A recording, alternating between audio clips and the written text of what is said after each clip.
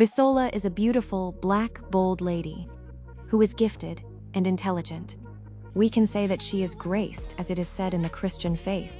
Bisola is not only gifted, but she also knows herself and recognizes her self-worth. Bisola has just graduated from an Ivy League and also has an MBA from the London Business School. During her gap year, Bisola enrolled in a fashion school to learn fashion design as she desires to have her own clothing line, B Cube. Despite all of these achievements, Bisola is open to friendship from anyone who has the privilege to meet her in her world. Bisola stopped by at her sister's makeup store one day. While shopping, she met Taiwo. They seemed to be shopping the same premium brands and running into each other on every aisle. Taiwo peeped into Bisola's basket and was stunned by the contents in the basket. She thought to herself, "This is solid. Who is this babe? I have to get to know her." "Hello, I'm Taiwo. I live in Lagos. A mother of two. I'm an aviation consultant, and I manage a small logistics firm by the side. You know what Nigerians call side hustle." Taiwo smiled. Bisola was skeptical at first. She said a curt hi. Then on a second thought, Bisola calmed down. She probably admires you and wants to be a friend. Then Bisola released her sweet side. "Hi, sorry I was a little bit lost in thought," she said. Taiwo said that's okay. "I can understand when the mind wanders in a split second. We all are guilty of that." She smiled. Bisola heaved a sigh of relief. She said to herself, "Finally, I found someone who thinks on the same wavelength as me." She introduced herself to Taiwo. "I'm Bisola. I'm from Lagos. I'm a thought coach. Single but not searching." She smiled. She continued, "I own a clothing brand called B Cube, and I love fashion. It's my pleasure." "Me too," said Taiwo. "I really admire you, and I hope to get to know you. By the way, only the rich shop in this store, and I believe you're one of us." She giggled. Bisola thought to herself, "Why the pseudo-praise?" But she feigned indifference and smiled. "Well, I shop here to support the brand, and we hope to attract more customers like you." Taiwo paused. "You own this store?" she asked. "No, I don't. But as a business leader, I support local businesses and also share growth insights with them. Besides, it's one of my little sister's stores here in Lagos." "Really? You must really be from wealth." Taiwo cried. Bisola smiled and replied her, "We ain't rich, but we love to build wealth." Taiwo finally asked her, "What about we go for a drink at a time we are both not busy?" "That will be awesome," said Bisola. On a sunny weekend evening in Lagos, Bisola and Taiwo hung out at a bar to catch up and get to know each other.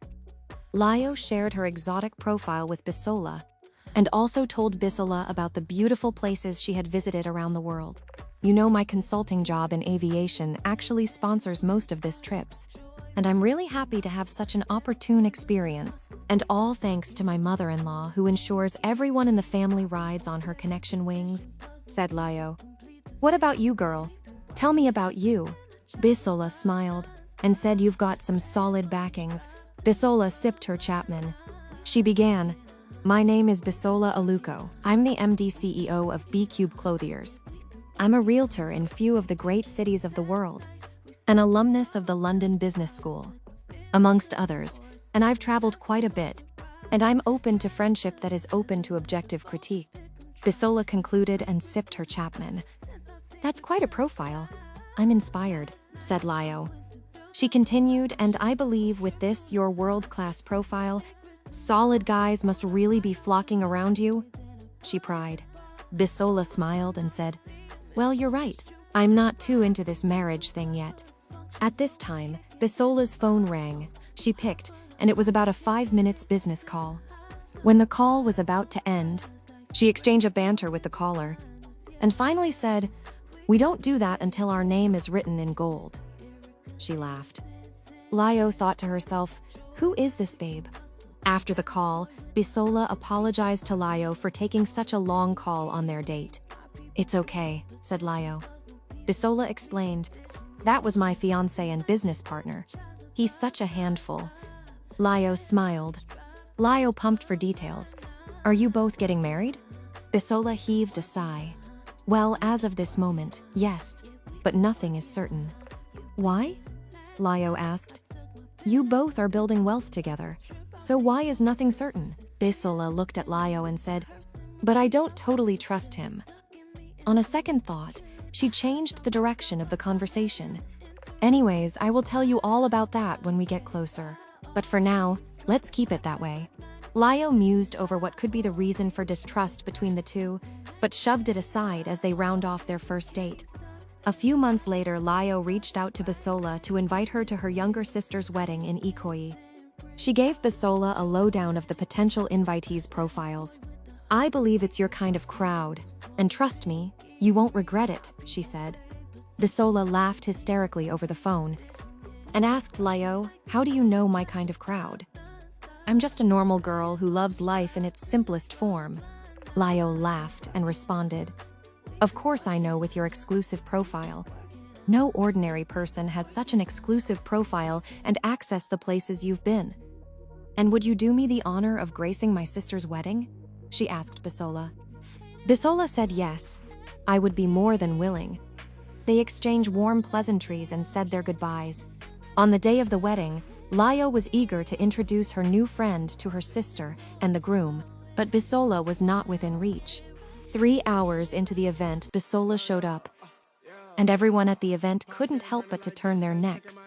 She almost stole the show. She found Layo close to the stage and signaled at her if she should come. Layo gave her a sign to stay where she was and walked towards her. You look hot for this party, Layo said to her. Bisola laughed and politely said, I would take that as a compliment. When it was time to present gifts to the couple, Bisola presented an exclusive gift that stunned even the bride. And when it was time for the couple's dance, Layo and Bisola danced around the couple. At this point, Layo introduced Bisola to her sister, and they both exchanged warm pleasantries. As the groom made to say hello to Bisola, Layo pulled Bisola aside. She didn't feel comfortable with Bisola's captivating aura. She feigned genuineness, smiled at Bisola, and said, let me introduce you to a friend. They both moved to the discreet part of the event hall. There was standing a bold and handsome-looking dude whose beards qualifies him to be in the beard gang of Lagos. Layo introduced them. Bisola, meet Ayo. He's a gentleman. You both have a great evening. She winked and excused herself. Bisola wondered why Layo left her in the company of a stranger. A few minutes later, Bisola returned to the boisterous part of the hall and sat calmly. Shortly after, Layo's husband, Tony, walked towards Bisola's table and asked Bisola, have you seen my wife? Bisola answered, she must be somewhere around the stage. I left her there. A few seconds later, Layo's husband friend materializes, and Layo's husband introduced them. Meet Kofi. He's a Ghanaian and lives in Houston, Texas. He manages some few oil rigs around West Africa. Single but selective in his partner's choice. He looks at Kofi with a side eye. He continued his introduction. And this is Bisola, my wife's friend. He looked at Kofi and said, I know I shouldn't be the one doing this, but I know what's best for you. He smiled. Kofi smiled and said to Bisola, it's my pleasure. I hope that I get to know more of you. Bisola was mesmerized, but feigned indifference. Hopefully, she responded. Kofi Mensah lives in Houston. He is not just an African. He is handsome and successful with a net worth of $500 million. Kofi already has 2 children from his estranged girlfriend and baby mama. He, however, still feels like a hot cake in the dating pool. At this time, Layo materializes and fumed. She couldn't contemplate what was going on. Hi, Kofi, she said. You made it? I'm glad, she said to Kofi. Has my husband shown you your seat? She asked. Well, I'm still being waylaid by the best image in the world. He pointed to Bisola. Really? She ignored Kofi's acknowledgement. Anyways, let me show you your seat first. And I will get back to this. Her countenance changed. Kofi offered his card to Bisola and said to her it would be great to talk to you soon. He winked. A week after the party, Layo called Bisola to thank her for attending her sister's wedding. Just as they were on the phone, Bisola's business phone rang, And it was Kofi. She told Lio. I need to take a call. I will call you back. Lio bantered and asked, and who is this important person that is letting you drop my call? They must be really important, she said. Well, it's whom you know. I just didn't think he would call me on my business line. It's probably business related. Oh, Ayo? Leo asked. No, it's Kofi. I will call him back. Oh, so you both are getting along? Lio asked. Well, I can't say no, because we seem to be having same kind of vibe. I hope he's genuine, Bisola said. Lio sighed and curtly said, I pray she hang up. On a Sunday evening, Lio visited Bisola in her Ikoyi flat. Everything seems to be going well for you, she said to Bisola. And this artwork must be worth a fortune? She pointed to the art piece on the wall. Bisola paused and said, It's a piece from my late German boyfriend. He was everything to me, but he died in a car crash on Autobahn. I'm sorry about that, said Lio. Bisola continued, It was my worst experience. We almost got married, she cried. Sorry about that. It must have been traumatic for you.